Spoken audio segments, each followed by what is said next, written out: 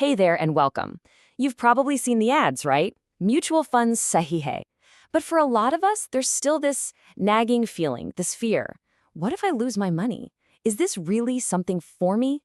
Well, today, we're going to cut through all that noise and really demystify the world of mutual funds, starting with the biggest question on everyone's mind. The biggest hurdle for most people is just the fear of losing their hard-earned money.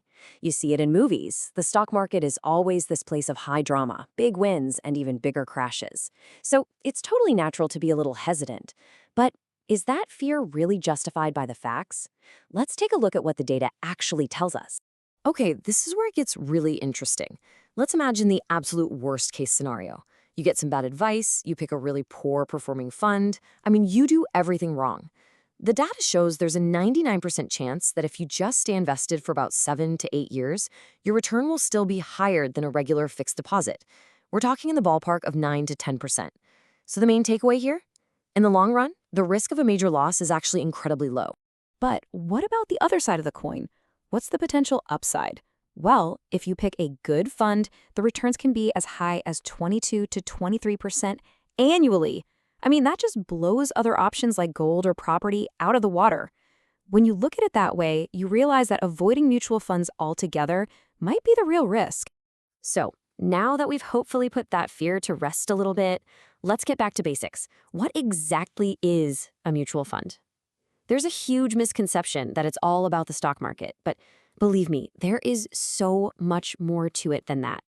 At its heart, a mutual fund is basically a collective investment. Think of it like a group of friends pooling their money to buy a giant pizza. No one person could afford the whole thing, but together you can. Here, lots of people, investors like you and me, put our money into one big pot. And that pot of money is then managed by a professional whose job is to invest it in a bunch of different things. And here's where we bust that myth I was talking about. Yes, a lot of mutual funds invest in stocks, which is also called equity, but they can also invest in gold, in real estate, or even in something called debt funds, which are generally much lower risk. So you see, the mutual fund is just the vehicle. You get to help decide where it's going. Okay, so we know what it is in theory, but how does it actually work in practice? How does your, say, 500 rupees get a seat at the big kids table in the market? Let's break down the mechanics.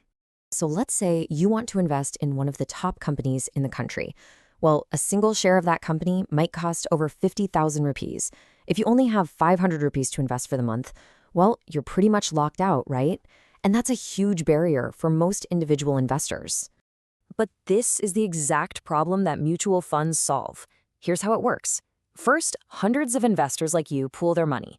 Let's say 100 people put in 500 rupees each. Suddenly, you have a pot of 50,000 rupees. An asset management company, or AMC, takes that money and a professional fund manager invests it.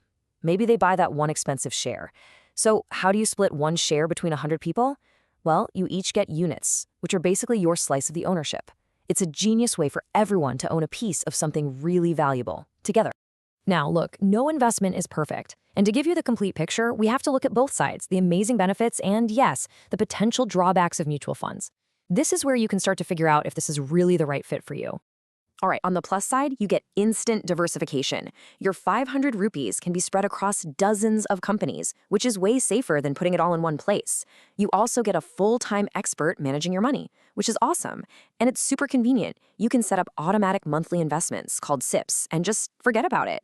Now for the cons. Sometimes fund companies can get more focused on just getting more investors instead of getting the best performance. A big one is that if the market dips and everyone panics and pulls their money out, the manager is forced to sell good stocks at a low price, which isn't ideal. And sometimes, to protect their own jobs, managers might play it too safe, and you end up with just average returns. This brings us to what I think is the most important part of this whole conversation, the why. A mutual fund isn't just a product, it's a tool. And like any tool, it works best when you have a specific job for it. So let's connect all this back to your actual life goals. Think about a goal that is absolutely non-negotiable. For example, your child's higher education in, say, 15 years. That's a goal where you just can't afford to take massive risks. So for something like that, you might choose a safer fund and start a systematic investment plan, or SIP, to build up that money steadily over time. And what about the ultimate long-term goal? Retirement. We're talking about a timeline of 20, 30, maybe even 40 years. Mutual funds are basically built for this. They allow you to harness the incredible power of compounding over decades to build a really significant nest egg for your future.